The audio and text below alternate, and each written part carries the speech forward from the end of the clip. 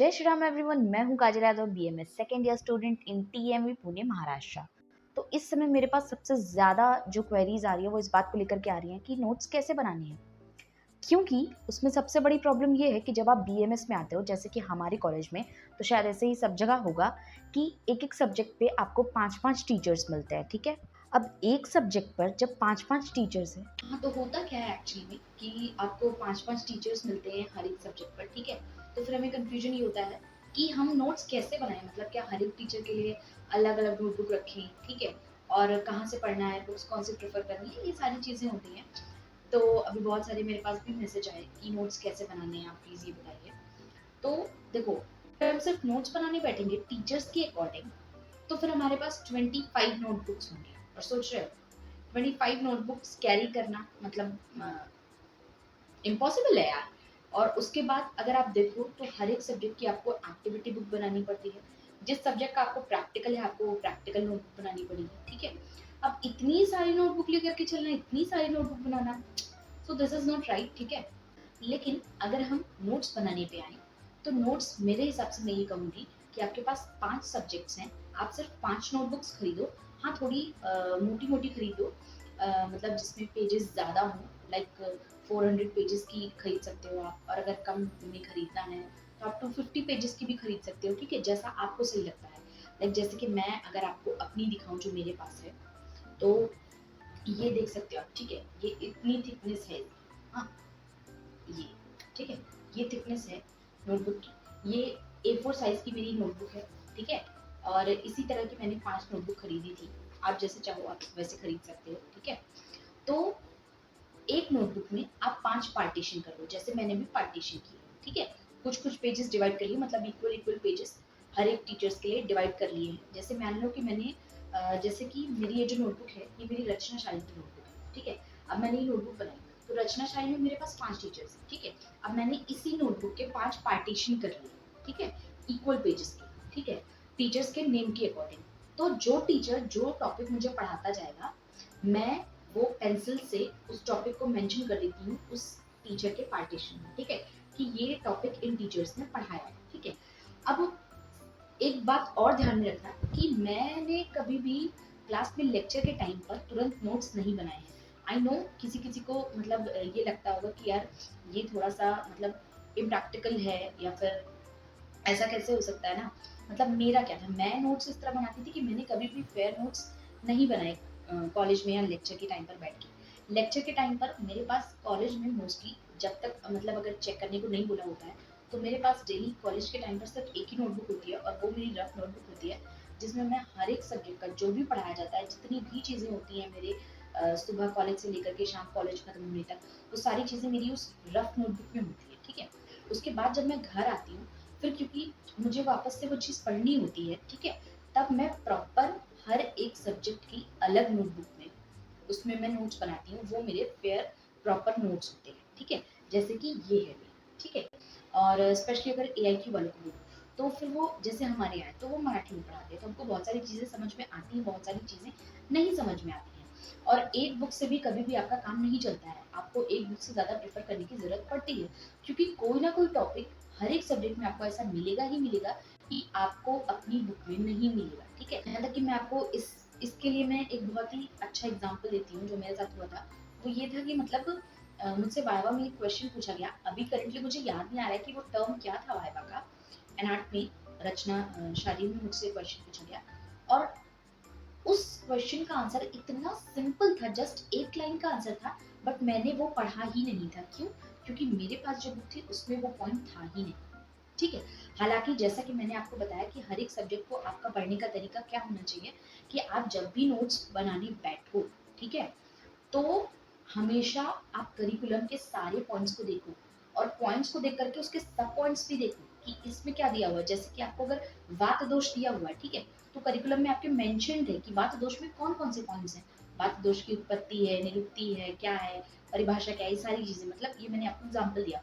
तो जैसा आपको करिकुलम में दिया है, आपको उन्हीं पॉइंट्स और उन्हीं सब पॉइंट्स के अकॉर्डिंग आपको पढ़ना है, और सारे के सारे सब पॉइंट्स और पॉइंट्स आपके करिकुलम वाले आपके नोट्स में कवर होने चाहिए। ठीक है, अब बहुत सारे बच्चे नोट्स नहीं भी बनाते हैं, लेकिन मेरे हिसाब से आपको नोट्स बनाना चाहिए, अच्छी बात है, क्योंकि बुक्स वगैरह से कितना भी पढ़ लो, लेकिन जो खुद के नोट्स होते हैं ना, वो ज़्यादा हेल्पफुल होते हैं, ये मेरी सोच है। आपको क्या लगता है वो आप अपने हिसाब से डिसाइड कर सकते हो। बहुत सारे लोगों ने हमारे बैच में ऐसे थे जिन्होंने कभी नोट्स नहीं भी बनाए और वो पास भी हो गए, ठीक है, ऐसा नहीं है। तो ये कम्प्लीटली आप पर डिपेंड करता है कि आपको नोट्स बनानी है कि नहीं बनाने हैं। मेरे हिसाब से अगर मुझसे पूछो तो मॉडर्न पोर्शन तो फिर भी आप छोड़ सकते हो कि उसके नोट्स ना बनाओ, डायरेक्टली बुक से पढ़ लो, पीडीएफ से पढ़ लो, जहाँ से भी पढ़ना है। लेकिन आयुर्वेदिक पोर्शन के नोट्स आपको बनाने ज़रूरी है मेरे हिसाब से, जो मेरी सोच है। अब जैसे कि मैंने अपने पहले के वीडियोस में भी बताया हुआ है, मुझे जब नोट्स बनाने होते थे तो मैं मेरे सामने मेरे फ़ोन में मेरा करिकुलम होता था। उसके अलावा फ़ोन में मेरी एक आध बुक की मतलब कुछ और पीडीएफ भी होती थी, और उस सब्जेक्ट की जो मेरे पास बुक है, हिंदी या इंग्लिश जिस भी लैंग्वेज में, वो बुक मेरे पास होती थी और मैं उतने से नोट्स बनाती थी, ठीक है। लेकिन अगर कुछ सिलेबस में, कुछ करिकुलम में ऐसे पॉइंट्स दिए हैं जो मेरी बुक में या मेरी पीडीएफ में मुझे नहीं मिल रहे, तो फिर मुझे मेरे मराठी जो स्टेट के जो फ्रेंड्स हैं उनसे मुझे उनकी मराठी बुक भी लेनी पड़ती थी, ठीक है। इस तरह से भी मैंने किया है, ठीक है। लेनी आपको एक ही बुक है, मैं ये नहीं कह रही हूँ मल्टीपल बुक्स लेके रखो, वो तो बेवकूफ़ी हुई ना। बुक एक ही लेकर के रखो जो आपको लगती है कि आपके लिए बेस्ट है, थोड़ा भी पढ़ के देखो, इसलिए मैंने कहा अभी बुक्स मत लो, एटलीस्ट एक महीना बुक्स पढ़ के देखो, फिर आपको लग रहा है कि जिसकी लैंग्वेज आपको अच्छे से समझ में आ रही है या ठीक है आपको अच्छी लग रही है, वो बुक आप ले लो।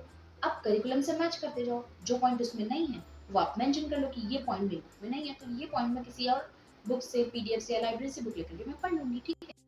अब जैसा कि मैंने अपने 2 लाइव किए थे, मैंने उन दोनों लाइव में भी ये अनाउंसमेंट किया था और मैंने अपने टेलीग्राम ग्रुप पर भी बताया हुआ है, और मैं फिर से इस वीडियो में अलग से बता दे रही हूँ आपको कि मेरे पास रचनाशाली यानी कि एनआर्ट का जो आयुर्वेदिक पोर्शन है उसके कंप्लीट नोट्स हैं, ठीक है।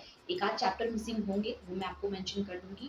क्रिया के मेरे पास कंप्लीट नोट्स तो नहीं है आयुर्वेदिक पोर्शन के, लेकिन हाँ, जो भी नोट्स हैं उसमें जिन जिन चैप्टर्स के, वो मैं आपको अलग से लिस्ट दे दूंगी। उन चैप्टर्स के मेरे पास कंप्लीट नोट्स हैं, यानी कि उन चैप्टर्स के नोट्स मैंने इस तरह बनाए हुए हैं कि आपको फिर कोई और भी पॉइंट कहीं और देखने की ज़रूरत नहीं पड़ेगी, ये मेरी गारंटी है, ठीक है। वो नोट्स इस तरह से मैंने बनाए हुए हैं क्योंकि वो नोट्स बनाने में बहुत ज़्यादा मेहनत लगी थी, ठीक है। तो पहले मैंने सोचा था कि मैं आपको प्रोवाइड करूंगी, लेकिन अब जैसे मैंने देखा मेरे टेलीग्राम ग्रुप पर बहुत सारे लोग हैं, ठीक है, लगभग अभी 250 के आसपास लोग होंगे। बट जब भी मैं क्विज लेती हूँ, मैं कुछ क्वेश्चन पूछती हूँ या कुछ भी, तो मेरे पास रिस्पॉन्स सिर्फ रेयरली 10 से 12 बच्चों का आता है, 10 से 12 भी ज़्यादा हुए, वरना क्विज में भी 9-10 बच्चे ही पार्टिसिपेट करते हैं। और मैंने, मेरे से जितनी हेल्प हो पाई मैंने की, मैंने पीडीएफ सेंड किए, सारी कुछ किया। लेकिन बहुत सारे लोग मतलब 90% जनता ऐसी है जो सिर्फ बैठी रहती है। तो अभी मैंने डिसाइड किया मुझे फ्री में किसी को कुछ नहीं देना है, ठीक है। मे बी आपको ये चीज़ बुरी लग सकती है, बट मैंने मेहनत की है यार। और सेकेंड ईयर में अपने पास भी बहुत सारी चीज़ें होती हैं, बहुत सारा काम होता है, उसके बाद भी अगर इस तरह से किसी की हेल्प कर रहे हो, क्योंकि क्विज बनाना मतलब कि खुद से क्वेश्चंस मैं बनाती हूँ आपके लिए, ठीक है। और वो फोन पे टाइप करना, तो वो भी तो टाइम टेकिंग होता है यार। तो कोई अगर आपके लिए हार्ड वर्क कर रहा है तो उसकी थोड़ी सी मेहनत, उसकी थोड़ी सी वैल्यू करनी चाहिए ना आपको। तो इसीलिए मैंने अपने नोट्स के लिए प्राइस रखा है, ठीक है। वो पेड नोट्स होंगे, मैं आपको पीडीएफ प्रोवाइड करूंगी, फिर आपको जैसे भी आपको चाहिए आप प्रिंट आउट निकलवा लो, आप फ़ोन से ही पढ़ लो डायरेक्टली, ठीक है? वो आपकी मर्ज़ी है, ठीक है? अभी अगर आपको सैंपल देखना है तो आप मेरे टेलीग्राम ग्रुप को जॉइन कर लो, ठीक है? डिस्क्रिप्शन में लिंक होगा ग्रुप का, मेरे चैनल के अबाउट सेक्शन में भी होगा। वहाँ पर मैं आपको एक चैप्टर का सैंपल भेज दूँगी कि मेरे नोट्स ऐसे हैं। अब अगर आपको वो मेरे नोट्स पसंद आते हैं, तो आप मुझसे मेरे टेलीग्राम पर, ग्रुप पर नहीं, मेरे पर्सनल टेलीग्राम पर आप मैसेज करो और मुझे बताओ कि हाँ मुझे नोट्स चाहिए। मैं आपको बता दूंगी कि उसके प्राइस कैसे कैसे क्या क्या है। अगर आपको लेना है तो वहां पर आप मुझे पेमेंट करके वो नोट्स मुझसे पीडीएफ ले सकते हो, ठीक है। So this was the announcement जो मुझे आपको बताना था नोट्स के लिए, ये क्रिया और रचना के लिए, ठीक है। लेकिन फिर भी जैसा कि मैं हमेशा से आपसे कहती आई हूँ, मेरा मेन मोटो आपकी हेल्प करना होता है, ठीक है। मैं यही कहूंगी कि अगर आप खुद से नोट्स बनाते हो तो वो ज़्यादा बेटर होते हैं, ठीक है।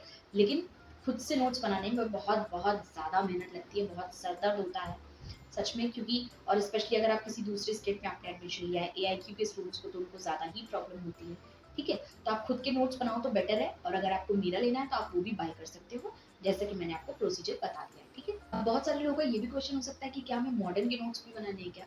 तो देखो, मैंने मॉडर्न के नोट्स नहीं बनाए, कभी नहीं बनाए, ठीक है। हाँ, मॉडर्न में जो मिसलेनियस थोड़े से टॉपिक्स थे, जैसे कि आपके नाट में, जैसे कि सीएसएफ फॉर्मेशन हो गया, ठीक है, और वेंट्रिकल्स ऑफ ब्रेन हो गया, इस तरह से बहुत सारे टॉपिक्स हैं, नेक ट्रायंगल्स हैं, ठीक है। ऐसे कुछ कुछ मिसलेनियस टॉपिक्स हैं जो आपको प्रॉपर कहीं ऐसे बुक में नहीं मिलेंगे, तो वो आप अपने लिए नोट्स बना सकते हो, ठीक है? उसके भी नोट्स हैं मेरे पास छोटे-छोटे करके, ठीक है? कि अगर ये क्वेश्चंस आपको एसएक्यू में अगर आ जाते हैं, ठीक है? तो आप वो लिख सकते हो, ठीक है? तो इस तरह से आप कर सकते हो मॉडर्न का कि आपको जो टॉपिक आपको आपकी बुक में ऐसे अरेंज्ड वे में नहीं मिल रहा है, उसके आप नोट्स बना सकते हो, वरना मेरे हिसाब से मॉडर्न के नोट्स आपको बनाने की ज़रूरत नहीं है, आप खुद से वो बुक से पढ़ सकते हो, ठीक है? डायरेक्टली जैसे कि किसी ने अगर बीडीसी लिया है, तो आपकी एस्ट्रोलॉजी पूरी वहीं से हो जाएगी, ठीक है? या शिल्पी भी अगर आप पढ़ रहे हो, तो कहीं से भी सारे टॉपिक्स तो आपको डायरेक्टली मिल जाएँगे और वो नोट्स वाइज़ ही दिए होते हैं, पॉइंट वाइज़ ही दिए होते हैं। तो फिर मेरे हिसाब से उसकी नोट्स बनाने की ज़रूरत है नहीं। ज़रूरत आपको आयुर्वेदिक पोर्शन की ज़्यादा होती है नोट्स बनाने के लिए, ठीक है? तो अब आगे आप पर डिपेंड करता है, हो सकता है आप आयुर्वेदा को भी बिना नोट्स बनाए ही मैनेज कर लो, ठीक है? वो आप पर डिपेंड करता है, बट मेरे हिसाब से नोट्स बनाना बहुत अच्छा होता है, क्योंकि लास्ट टाइम पर जब आप खुद के नोट्स से पढ़ते हो ना, तो आपको वो सारी चीज़ें रिवाइज़ होती हैं और नोट्स बनाते टाइम जो मेहनत लगती है ना, लास्ट में आपके वो बहुत ज़्यादा काम आती है, क्योंकि जब आप नोट्स बनाते हो, तो आप हर एक पॉइंट्स को समझते हो। नोट्स आपके पास जब होते हैं ना, तो आपको कहीं और कुछ देखने की ज़रूरत नहीं होती है। आपका कल टेस्ट है या आपका परसों टेस्ट है, जब भी आपने फटाक से अपने नोट्स खोले, सब कुछ देखा, काम हो गया। So this was all about notes, और मैंने अपने नोट्स का भी अनाउंसमेंट कर दिया। आपको बाय करना है कि जैसा कि मैंने बताया, आप टेलीग्राम पर ज्वाइन करके सैंपल देख करके और फिर मुझे मैसेज कर सकते हो अगर आपको लेना है तो, ठीक है? So this was all about notes. अगर आपको अभी भी नोट्स के बारे में कुछ भी कंफ्यूजन है, कैसे क्या चीज़ें हैं, ठीक है?